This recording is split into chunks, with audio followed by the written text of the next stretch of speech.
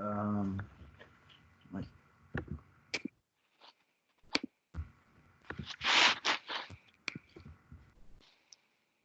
okay, so start recording. Recording started.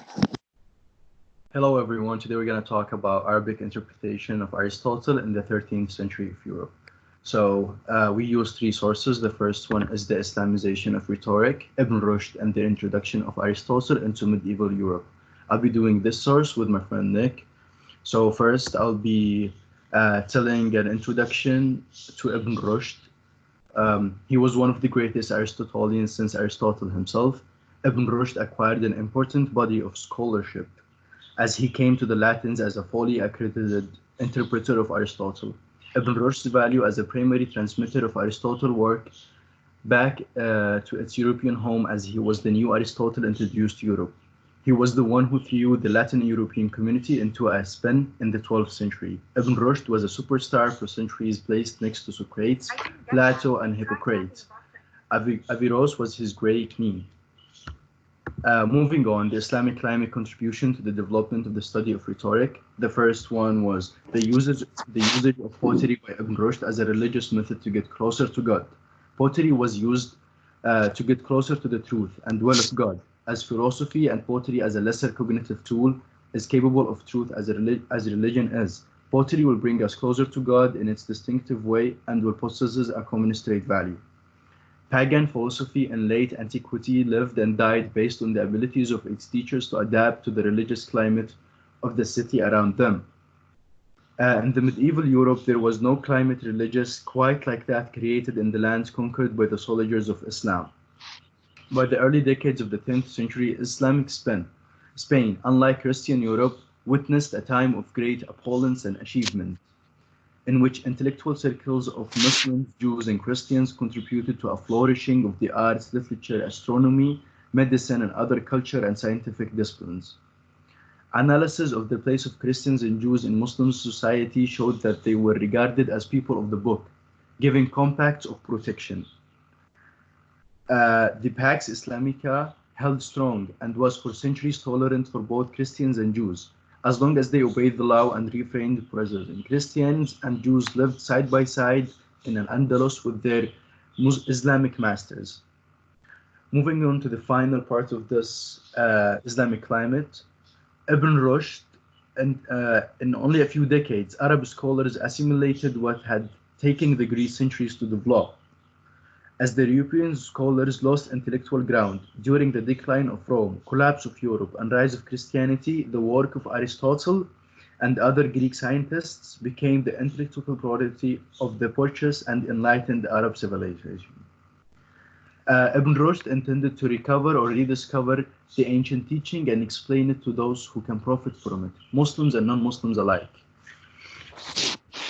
Moving on to the third part, which is the value of the relationship between poetry and rhetoric in the Islamic scientific understanding. First of all, Ibn Rushd's commentary. Writing the commentaries took Ibn Rushd beyond the traditional Aristotelian corpus, leading him to explicate a logical context for both the rhetoric and the poetics as the seventh and eighth books of Aristotle's Organon. Three main reasons for Falasifa, particularly the majority who followed the Prophet, to value Aristotle, rhetoric, and poetics more than the European counterparts. The first is a secular matter of editing, while the second is cultural, and the third is sacred matter of Islamic faith. Rhetoric was to be regarded as a logical tool, not as a particular or productive art in the Organon. Language without rhetoric is like food without salt. The organization of Aristotle Organon to include the rhetoric and poetics was received quite differently. These people studied it, considered it, reconciled its paganism with their own monotheism, and transmitted both the original text and their responses to those scholars who followed. Ibn Rushd explained that people are led to Allah in two ways, either through demonstrative arguments or rhetorical and poetical arguments. The rhetoric along with the poetics became in this organization two oddly inclusive conclusions to Aristotle's 6 collected works on logic. Moving on, the approach of the active Arab Aristotelians to the understanding of the work of Aristotle himself. The Aristotelian corpus is the body of writings which came to Europe in Arabic versions, made in Syria and Baghdad under the Umayyad and Abbasid caliphates. Al-Kindi, a 9th century Muslim philosopher, describes the project of these active Arab Aristotelians as two-steps operation. First, they began by recording all the Aristotle and other ancient wrote on a given subject. Second, then they completed what the ancient had not fully expressed. Franz Rosnell writes that, in the case of some authors, commentaries written on their works provided more information and had become more meaningful than the original texts. This was the case with Aristotle's Organon, which was translated literally and is preserved for us in literal form, but was by preference studied from commentaries. While readers familiar with rhetoric still hear Aristotle's words in Ibn Rushd concern with individual being persuaded rhetorically to believe that, which may not be true, his flowing introductory paragraph echoes Aristotle's smoothly while stimulously moving the rhetoric more neatly into its niche within the organon. Persuasion is a kind of probable supposition, which the soul trusts, despite its awareness of an opposing consideration. The poetry of his summary extended to the final paragraph, where Ibn Rushd makes his final statement on Aristotle's purpose in the rhetoric and offers a very non-Aristotelian thanks. Finally, I'll be discussing and telling the two challenges that face the transition of Arabic concepts. The first one is the poor translation of documents and commentaries, and this very much limited the understanding of the Europeans to the Arabic commentaries. And the second one is the influence of religion on many parts of the studies, as the dominant religion in Europe at that time was Christianity. People didn't really accept concept that came from Muslims or Islamic perspective.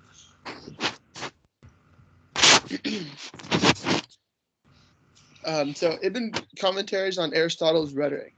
It was very good at disguised originality, and arguments Aristotle made were often omitted notions that were foreign to his thought. Rhetorical language speaks to the human being as a whole, and Ibn Rushd devotes about half of his text to the explication of the syllogism and the endemum. This in specific was significant because of the rhetoric's placement in the organon prior to the poetics. Next slide.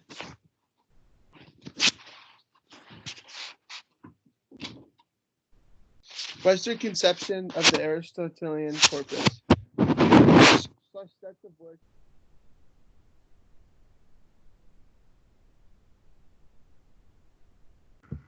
Your voice just cut down. And rhetoric, can you hear me? Yeah, you cut out before organon. Okay. 3 works are sets of work that have weak relationships with one another. Organon is a multi-textual explication of logic, and rhetoric is a treatise on civic participation in ancient Athens. Poetics is a study of poetry and drama in its Attic manifestation. And this being said, although these subjects stand alone, logic is supported by 6 pillars. So now we're going to get into the study of poetics. Poetically, both rhetoric and organon were seen in Ibn's eyes as a very different, with almost no similarities whatsoever. Poetry was known to serve as one path to truth. An Arabic poetic notion of metaphor that dominated Arabic poetics all the way into the 10th century. Aristotle opens up by trying to speak about poems and their parts, while Ibn Rushd takes more of a comedic approach by defining a poem such as a type of poetic. Poetic speeches are rhythmically balanced speeches. Next slide. Now we're going to get into Westerners indebted. All of Aristotle's 8 books were greatly influenced by the shadow of the scholarly eclipse, falling to the west rather than falling to the east. Predictions say that this minor detail would have dramatically changed the outcome. It is said that Westerners have trouble understanding that they are indebted to the Arab world. So the reason behind this is that the Arabs are seen to have been accountable for the central making of medieval Europe. Greek learning was found to have been lost in the making by approximately the 6th century, and Barrowman believes that the Europeans' indebtedness to the scholars of Dar al-Islam is far more complex than just such a simplistic story allows. Ibn Rushd was a resource and or a reason for the major influence upon the intellectual developments that led to the European Renaissance. Rush and Aquinas. Rush and Aquinas both had similar thoughts that were shared through a similar philosophical route.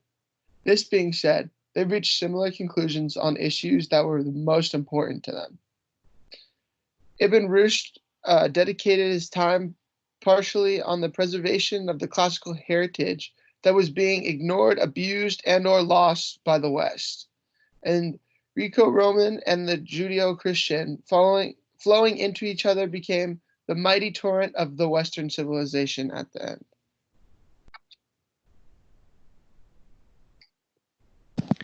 All right, now on to Pathos and Pastoralism, Aristotle's Rhetoric in Medieval Europe, written by Rhetoric.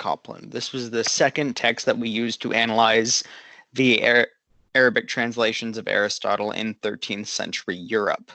There are a couple elements to this article, and I kind of broke it down into two parts. The first is an analysis of why it is that Arabic translations of Aristotle were so important in 13th century Europe. There are a couple of reasons for this. First was an abundance of Ciceronian rhetorical tradition. The reason why this kind of suppressed Aristotle's works is because Ciceronian rhetorical tradition is very different from Aristotle's rhetorical tradition. It was much more based in literature than Aristotle's was, which had built a completely different set of bridges to logic and other branches of thought. Another reason why Aristotle's works were not seen very much is because of this focus on this rhetorical tradition. There was really a lack of context for Aristotle's works, which was a big problem. The reading this article suggests that Aristotle's works were a slug to get through, with a combination of their theoretical framework as well as just their organization being unfamiliar to most scholars at the time. It was very hard for anyone to really pick up and read Aristotle.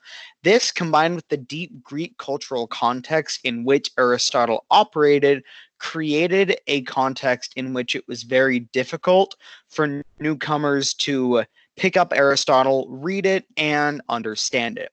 Thus, the only people who could really understand Aristotle were people who would dedicate their entire lives in Latin Europe, which just wasn't very fruitful for many people because there was such an abundance of this other rhetorical tradition. And that's when we saw the Islamic scholars come in. In the 9th century in Latin Europe, Aristotle's works were really left to the wayside and not really understood in Latin Europe. But they were picked up in around the 10th century, going up into the 13th century by Islamic scholars. Islamic scholars notably such as Al-Farabi, Avicenna, and Averroes, as we heard before, and we'll hear in the next presentation. But all of these three became a real center point of rhetorical tradition because they really widened the influence that is given by Aristotle's works and allowed Aristotle's works to be understood by a much greater number of people. This reading itself focuses on three different areas where pathos differed from the teachings of the time: philosophical literature, literature of spiritual ascent, and pastoral literature. So first, we've got philosophical literature. This literature portrayed emotion in a very Platonic way. Plato thought that emotions were simply misguided responses to stimuli, and emotions can simply be a barrier to leaving the cave or finding the form of the good or whatever Platonic language you want to find. But because of this, even though Plato didn't advocate for elimination of the emotions, he still advocated for letting the good emotions trump over the evil ones. And thus, Neoplatonic thought evolved to become this idea of stoicism, essentially, just pushing down the bad emotions and essentially extirpating them, making sure that they don't exist or that don't bother you anymore. This completely contrasted Aristotle's views. And when the Arabic translations came about, Aristotle's views revolutionized this idea and area of rhetoric because Aristotle approached emotion in a very pragmatic way. He stressed how emotions would be caused and how a speaker could use this tool to incite emotional responses and be more persuasive through that effort. The next place where the article touches on is emotions in the literature of spiritual ascent. So, this literature at the time was very monastic. It was very self reflective, and despite that being able to provide minute analysis of the emotions or by modeling emotional responses, quote, it does not give a pragmatic typology of the emotions in terms of their cognitive causes, their objects, and their social effects. What all of this refers to is group psychology, said by the article. And the reason why Aristotle's methods contrast this so much is because they bring about an approach to this group psychology. Because they are more of a pragmatic and causal view of the emotions, and ways for a speaker to incite these emotions, it led to a revolutionization of this literature of spiritual ascent because it took into account this idea of group psychology and took into account the idea of a speaker or some spiritual leader using emotions in order to persuade people and using emotions in a more pragmatic way as opposed to the self-reflective way that we saw prior. The third method, or the third branch of literature that this article goes into, is pastoral literature on the emotions. And this one is most similar to Aristotle because it did use a pragmatic description of the emotions, how pastors should be able to invoke emotions in their congregation, things such as that. Where it differs is an approach of Stoicism, which is the thing I talked about earlier, the Neoplatonic ideal of kind of pushing down the bad emotions and letting the good ones come up and taking that approach to spirituality. And this was, again, completely contrasted by Aristotle's phenomenological approach, which was an approach of analysis of the emotions that someone has. Instead of pushing down the bad emotions and leaving the good, Aristotle just thought we should analyze all emotions evenly and understand what causes them. And like I've been talking about for the past 7 minutes, analyze how a speaker would be able to incite that emotional response. So overall, this article gives us an idea of how pathos came to 13th century Europe.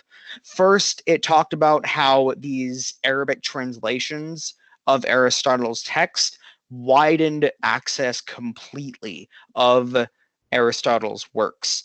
Then it talked about how this increased access led to a revolutionization of how teachings of the emotions were in spirituality, religion, philosophy, stuff like that. And through looking at philosophical literature, literature of spiritual ascent, and pastoral literature, we find that pathos really had its genesis in Latin Europe from these Arabic translations, and that's why they're so important to look at.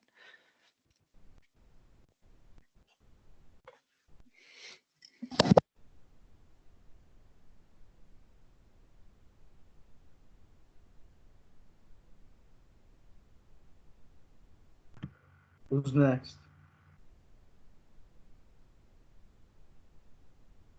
It's me. Is it okay? Yes. Okay. So, next we're going to talk about Aristotle and Averroes, the influence of Aristotle's Arabic commentator upon Western European and Arabic rhetoric. Short commentary on Aristotle's rhetoric.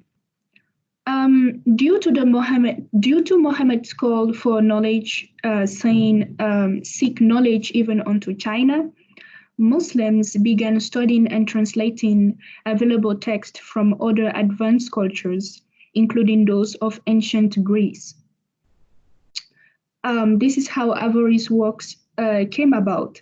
And Averroes' works include short commentaries and long commentaries. But in this presentation, we're going to talk about Averroes' short commentaries. Averroes' short commentaries are actually paraphrased ideas from Aristotle's work. In these commentaries, Averroes analyzes the effective use of Aristotle's rhetoric tools. Among such tools are persuasive elements, which he divides into two categories, argument and other external things like oaths and testimonies. Argument, which Averroes qualifies as rhetoric, fall into two other classes, examples and the antime. Averroes' main argument is that rhetoric represents the most appropriate art for addressing the public. For Averroes, rhetoric was useful in community. Dialectic and logic were not the most effective tool for communication with the masses and couldn't eliminate doubts from minds. In his lens, Butterworth, a European philosopher studying Averroes' interpretation, says that Averroes' position on rhetoric is more pragmatic than elitist. Moreover, Averroes elaborates on abstract topics with extensive examples to adapt every discussion to the context of Islam. Averroes ruggedly critiques those in the Muslim community who, in his opinion, did not understand how rhetoric works, like Abu al-Mali, Galen, and al-Ghazali. Finally, he ends the commentary by attempting to explain why Averroes wrote a book on rhetoric, saying that when Aristotle realized the power of persuasive tools for public discourse, he decided to write down the general rules to show how persuasive tools could be used. Seeing the way he interpreted Aristotle's work and defending his ideas and attempting and adapting some of them to Islam, it's clear that Averroes had a political purpose for writing such commentary.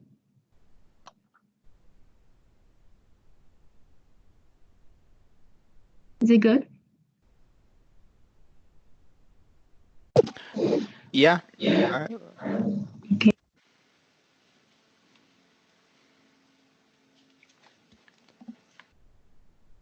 Ryan? Yeah. All right, you're up. All right. So next we have the impact of Yeah, the challenges. Okay. Yeah. Next we have the challenges to Aristotle's text in medieval Arabic scholarly circles. So the philosophers of the 12th century enjoyed a relatively liberal climate of opinion which they were able to translate using their own beliefs. Philosophers today argue Averroes' commentaries were a desire to create an identity separate from that of the eastern part of the Islamic world, and in the context of a constant perceived threat of a Christian Europe. Averroes portrayed Aristotle's philosophy as a fierce battle between religion and philosophy over state matters.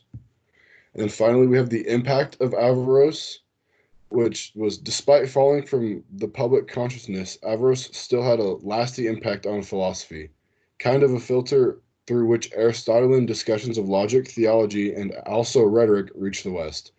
Averroes continued to be studied in Venice and several other places in Europe in the 14th through 16th centuries. And so when we look at the Arabic interpretations of Aristotle in 13th century Europe much more broadly, we see that despite appearing like they didn't reveal anything that we don't know now about Aristotle, Arabic interpretations are the reason that we know that. The Arabic interpretations had a massive impact on both how we understand rhetoric and how rhetoric was implied in religion. And just as Ryan just said, Averroes was still studied for centuries after he was, or they stopped studying or stopped their scholarship. And yeah, so overall, what we can understand from these texts is that the Arabic interpretations of Aristotle in 13th century Europe led to pathos and the rest of Aristotle's rhetoric being introduced into Latin Europe and massively changing the scope of rhetoric as we see it for essentially the rest of history.